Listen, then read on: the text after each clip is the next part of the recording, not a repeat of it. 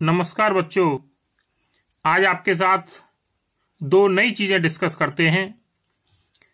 एक घात समुच्चय पावर सेट और दूसरा समष्टि समुच्चय यूनिवर्सल सेट। तो देखिए, सबसे पहले समझते हैं कि घात समुच्चय अर्थात पावर सेट क्या है। अगर आपके पास कोई एक सेट ए दिया है, आप पहले समझ चुके हैं कि ए के उप समुच्चय अर्थात सब सेट्स कैसे निकाले जाते हैं। तो अगर हम एक नया सेट बना दें जिसके कि दिए गए सेट के जो उप समुच्चय हैं वो सभी एलिमेंट बन जाएं, तो इस सेट को हम कहते हैं दिए गए सेट का पावर सेट। अर्थात देखिए कैसे डिफाइन करेंगे इसे कि समुच्चय ए के सभी उप समुच्चयों के समुच्चय को ए का घात समुच्चय कहते हैं। इसे पी ए से प्रदर्शित करते हैं। और देखिए, अगर आपके पास एक सेट है जिसमें दो एलिमेंट हैं, 2 और 4, तो इसका जो पावर सेट होगा पी ए, वो कैसे निकालेंगे कि ए सेट के जितने भी सबसेट्स होंगे उनको इस सेट के अंदर एक एलिमेंट के रूप में, एक अवयव के रूप में रख दिया जाएगा। तो देखिए, जो 2, 4 वाला जो हमारा सेट है ए, उसके सबसेट्स कौन कौन से होंगे। तो देखिए बच्चों, 5 जो कि सबका ही सबसेट होता है, 2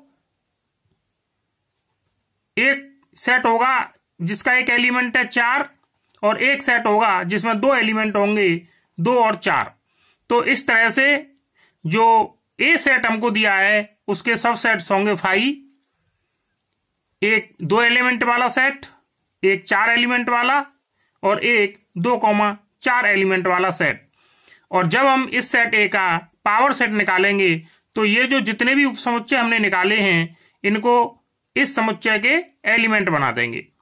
अर्थात जो ए सेट है उसके उप समुच्चय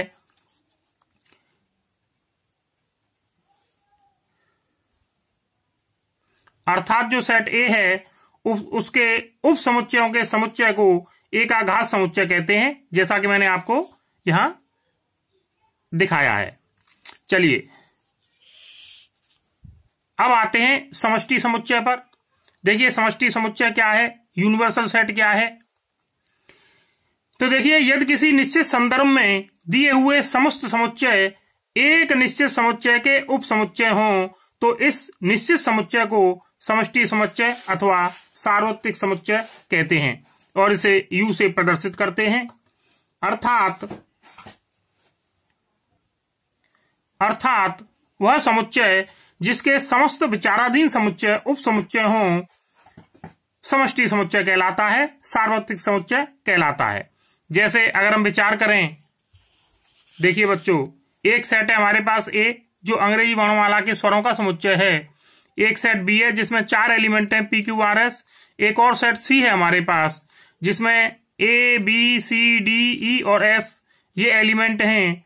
तो अगर हम इन सभी का समष्टि समुच्चय निकालना चाहें तो वो अंग्रेजी वर्णमाला के अक्षरों का समुच्चय आएगा, जिसे कि हम यू से प्रदर्शित करेंगे। ए बी सी से लेके जितने भी अंग्रेजी वर्णमाला के सभी अक्षर हैं वो सभी आएंगे इसमें, और एक्स वाई जेड तक आएंगे। चलिए अब देखिए, कुछ नोटेबल पॉइंट हैं इन दोनों सेट्स के संबंध में हमारे पास।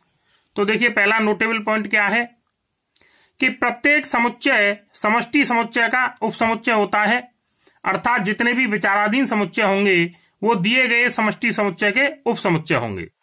अगला पॉइंट है कि घात समुच्चय का प्रत्येक अवयव एक समुच्चय होता है। जैसा कि हमने आपको ऊपर बताया, घात समुच्चय के अंदर जितने भी एलिमेंट होंगे, जैसे हमारा घात समुच्चय था, इसमें जितने भी एलिमेंट होंगे वो सभी समुच्चय के रूप में होंगे। चलिए अगला देखिए क्या है नोटेबल पॉइंट। यदि किसी समुच्चय ए में n अवयव हैं अर्थात n एलिमेंट हैं तो इसके घात समुच्चय में 2 की पावर n एलिमेंट होंगे, अर्थात 2 की पावर n अवयव होंगे इसके पावर सेट में। और देखिए वो क्यों होंगे, क्योंकि पावर सेट बनता है सब सेटों से, उप समुच्चयों से। और चौथे पॉइंट में हमने यही बात आपको समझाई है, यदि किसी समुच्चय में n अवयव हों तो इसके कुल 2 की पावर n उप समुच्चय होंगे, अर्थात इसके जो सब सेट्स हैं वो 2 की पावर n बनेंगे। और अगर हम इसके उचित उप समुच्चय अर्थात प्रॉपर सबसेट निकालेंगे तो वो बनेंगे 2 की पावर n-1, क्योंकि इसमें से एक जो स्वयं जो सेट है वो कम हो जाता है। चलिए आज के लिए इतना ही, धन्यवाद।